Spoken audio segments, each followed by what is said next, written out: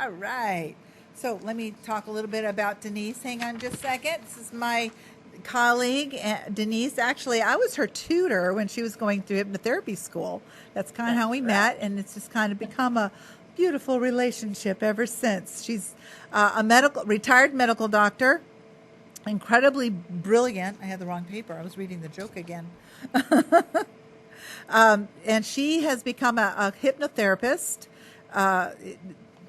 She's going to give I can't even remember the title that you told me, but hang on. I want to welcome you to the show. Thank you for being here today. Thank you very much. I'm super you're excited. Looking for consulting hypnotist. I can't hear you very well. You got to dear. Where's your microphone? Right here. Okay. Well, yeah. All right. Maybe that was better. It wasn't. Can you hear me better? Much better. Yeah. It was tucked down. Okay. Sorry about that. No problem. Perfect. So, how does a retired medical doctor from over the pond, get to the United States, become a doctor, and now you're a hypnotherapist? You went through hypnotherapy school. Why? Right. Well, I love medicine. Okay. I knew I always wanted to be a doctor, a healer, right? Right. Unfortunately, I got very ill about 20 years into my career and could not work for a number of years. And it really was too long again. I would have had to go back and do so much training, and it's such a rigorous career. Mm-hmm. So I looked around for something else I could do, and the something else I thought I would be useful for would be a health coach, because I can translate medical into English. Right. And I can help people understand what their doctors are asking them to do. And then I was doing that for a while, and I thought, what happened was a relative went to a hypnotist for test anxiety. Oh. And I thought, I always assumed, because the only non-stage hypnotists I had met were anesthesiologists, so I thought of it as a medical specialty. So I looked into it a little bit and found HMI, which is where we both trained. Hypnosis, that HMI. Actually, although it took a year, it wasn't really that. HMI actually is Hypnosis Motivational Institute. They can be found at hypnosis.edu. They are a nonprofit school. They've been around since 1968, so like 54 years now. And that's how we met. That's the school we both came out of. So I'm sorry, go ahead. No, that's fine. Shout out to my old school. So I studied there, and Ilah, as she said, was my tutor because I was a distance student. And so after that, I took the first couple of classes, which were at that time a free offering at HMI for public education. And I just fell in love with it and realized that this was the key to what I wanted to do. I could take what I knew medically and use hypnosis in consultation with people's doctors to help them. Mostly what I do, honestly, is anxiety work because of the tremendous amount of anxiety and stress around serious illness. Okay, like serious illness, for example. Cancer. Okay. But anything that's gone on for a long time. I have chronic. A client who had migraine that went on for straight 10 years. I mean, no breaks, every single day. Oh my gosh. And those kinds of things are exhausting. Yeah. But what I found out, and this is what I want to say, because my passion, honestly, I love my job, it's great. But my real passion is to tell people to pay attention to hypnosis and medicine. It is a wonderful modality, and it's just not publicized enough. Right. I agree. I didn't realize until fairly recently that in 1955, the British Medical Association said hypnosis should be taught in all medical schools, and it should be a routine part of medical treatment. I didn't hear that throughout that was a year after I was born, 1955. See, I'm very old. And, No. And I could have learned this so long ago, and it would have been so useful to my patients. Oh, absolutely. It infuriates me that we haven't had that hasn't been available. And yet, since graduation from HMI, I've broadened and I've studied with people in Britain, people who specialize in oncology work. And I joined the Royal Society of Medicine, which is a society of 57 different specialties. Okay. Open to medicines, medical people, and vets and dentists. And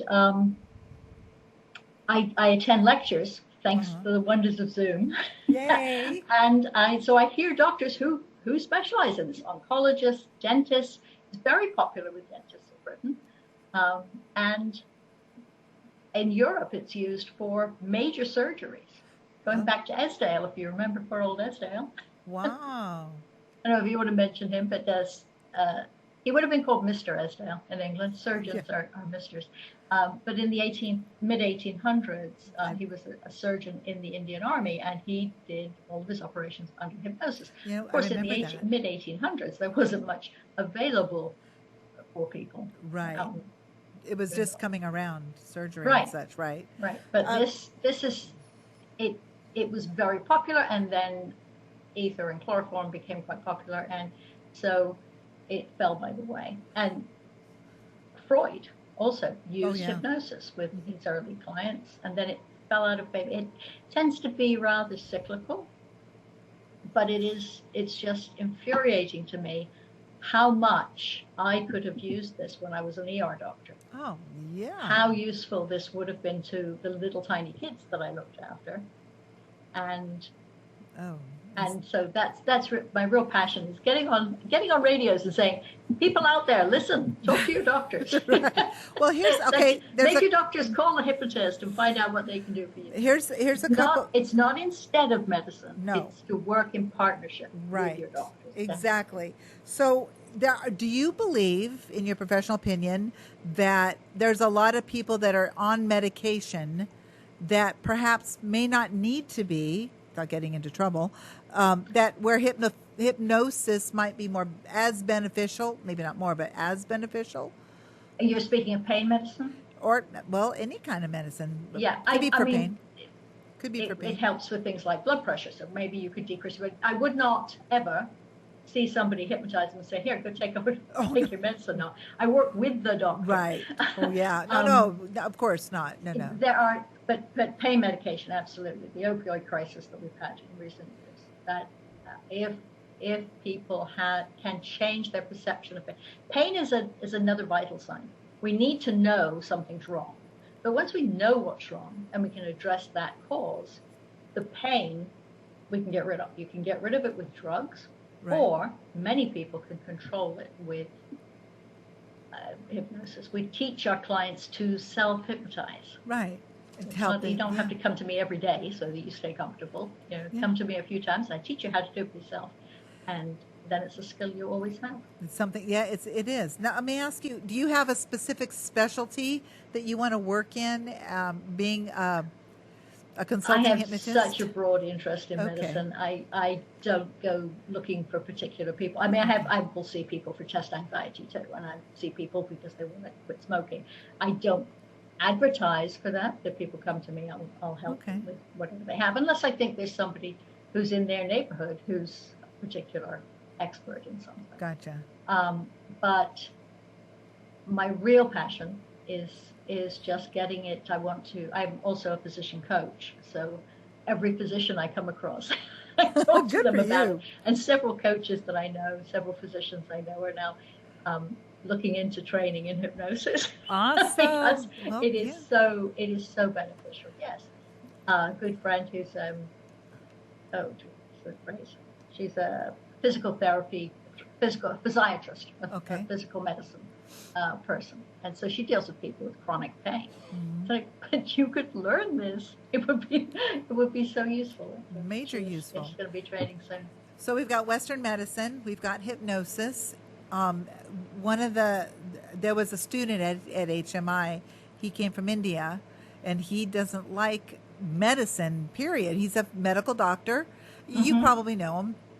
Anyway, he wanted to branch Eastern medicine type from India with Western medicine and really cap it off with hypnosis. Yeah. And his first name, I'll give you his first name, is Farzam. I think you spoke to him. Yes. Yeah. And but he was like the same thing. He wanted to bridge the gap between just writing a prescription to there's no such thing as alternative medicine. If something works, it's medicine. That's it. Right. Okay, that's a really good way to put it. Okay. That we do sometimes have to persuade the medical establishment that it works and it's medicine. Right. If something is working, then it's medicine. When I went to my hypnotherapist for weight loss, I had quite a bit of weight to lose at the time, and she was really reluctant to sign off on the referral. And I just told her, "You're signing it because it's not. I'm not asking permission. I just wanted you to be aware." Well, to her chagrin and to my success, I did lose quite a bit of weight. I still got more to go, and Corona helped put some of it back on. But it was just the doctors that are out there asking them for an awareness referral, just so that they know what their patients are doing, becoming your client. Yeah, we're not in competition. No. Before when I was just doing health coaching and I was advising people on some diet stuff, I mean, actual food. In fact, I certainly wasn't saying, here, you don't need cancer treatment. Here, have a couple of kale leaves, or hey, this is in conjunction with. Mm-hmm. And it's something that's been around. It's a natural phenomenon, as those in the business know. Exactly. It's something that your body knows to do. It's very easy. There aren't side effects, and it's incredibly effective. It is. How has it helped you? How's it helped me? Mm-hmm. I sleep much better. Actually, that's almost funny because when my first session with a client is usually just relaxation and getting them used to the process. We don't usually deal with the immediate, whatever the issue is. We just get them relaxed. Almost always, when I send them a follow-up email a couple of days later, "Hi, how are you doing?" I get, "Oh, I'm sleeping so well." And when I see them again, they look 50% better, if not more, because they can sleep. Sleep is a wonderful treatment for everything. It is. No sugar, sleep, and lots of water. Yeah, exactly. The three biggies, right? So you sleep better. Is there any other area that hypnosis has been able to help you? For myself, no. It's used for relaxation, but certainly for pain control. Yeah. The occasional time I'll have a headache or I bang my foot on something, I can take care of it a bit easier once I've realized I haven't broken anything. But for my clients, it is mostly pain, anxiety, nausea. Actually, mentioning the Royal Society, there's a lecture coming up in October about the use of hypnosis in irritable bowel. So I've had only one client so far with irritable bowel, and that worked quite well for her. But I'd like to learn more, so that you can get all clients are different. Right. So we were talking about this group of 50-some physicians or health professionals that you are. It's 57 different societies. That are under the umbrella of the Royal Society of Medicine. And so you're in cahoots with these guys. Now, are you able to educate all of them or some of them? No. They educate me. But about in hypnosis. Yeah, that's like in a hypnotic. It's a big organization. They have lecturers from all over the world, and they have members from all over the world. Thousands of doctors all over the world. Okay. And so it is. They're educating me. They have a whole section on hypnosis. Oh, good. Which is what infuriates me, as I say, because I did not know this. Nobody told me. It was always, here, have a pill. I've learned this list of things to do, and it just wasn't mentioned. And 3 years ago, your life changed. Yes. 3 years ago. That's 2 years since graduation. Yeah, I had to think about it, too, because you went and, graduated the year after I did. This is awesome. Is there any advice you would give to somebody who is seeking out someone with your expertise? You have a very unique expertise and opportunity. I know you're on the East Coast, but you can see your clients through Zoom like this if they wanted to as well. I see all my clients through Zoom. I did have an office very briefly right before the outbreak of COVID, but I gave up. And now people are so comfortable, even people who live in the same couple of streets of me will see me on Zoom for sessions because they can stay home. They're so comfortable in their own home, and then they can also, switch up it and continue to relax for a few minutes afterwards. So however long they wish. Let's talk. Since all of your clients are being helped through Zoom, this would be a good testament to hypnosis, hypnotherapy through remote sessions is effective. Very effective. In fact, we think, although there hasn't been any formal analysis of the data yet, as far as I know, we think it's possibly more effective because people are able to, when you come back out of a hypnotic state, kind of resent having to wake up. It's such a nice, comfortable feeling. I know, right? And if you have a Zoom session with somebody, you say thank you, and I'm awake now. Thanks, bye. And you're done. And you can just relax and allow your subconscious to continue the work that it started. That's great. Whereas if you go to an office, you got to get out of the office, go find your car, drive home. Exactly. Or go about your business. In California. Oh, yeah. More driving to do than the rest of us here. We drive. Especially during rush hour. So if you had to impart a piece of advice to the layman, whether it be a hypnotherapist, but somebody not in the medical field or even mental health field, what piece of information can you give them that would help them maybe even find a practitioner such as yourself? Honestly, the National Guild of Hypnotists, the American Hypnosis Association, all of them have directories of qualified, certified hypnotherapists. I am happy. I think should be somewhere on the screen or on the paperwork. You're right down there at the bottom. Website. Your if website, anybody wants to drop me an email or send me a message through that or book a call, I'd be happy. AAhypnosis.com. Correct. If anybody wants to go there, book a call, I am happy to refer you to somebody in the area. If I know people all over the country, and I can certainly help you find somebody. But honestly, you could probably just look in the phone book or whatever the current equivalent is. Google My Business is quite good at that. I get quite a lot of referrals that way. Well, also, looking at... to know that you're looking for it in the first place. Well, you also have to know, what are they looking for? You don't want just a fly-by-night hypnotherapist or hypnotist. No, the questions you want to ask somebody is, where did you train? How long have you been working? Right. What kind I of did work a weekend do you do? course But the vast majority of hypnotists, even the ones who do primarily stage work, have a tremendous amount of ability. Right. I would tend to avoid somebody that took, a weekend course and didn't do anything else. If you take a weekend course, fall in love with hypnosis, and then continue to train for a year or two, great. But you need to respect it as a field. Yeah, and you know what? And continuing education, where all of us learning constantly. Always listen to your hypnotist. So if they're telling you something, do it. They know what they're talking about. Well, Denise, thank you so much for being on my show. And congratulations on your new show. Yay, I know. This is so exciting, too. Thank you so much, and I will have you back again. Thank you. All right, you take care. I'll see you soon. Bye-bye.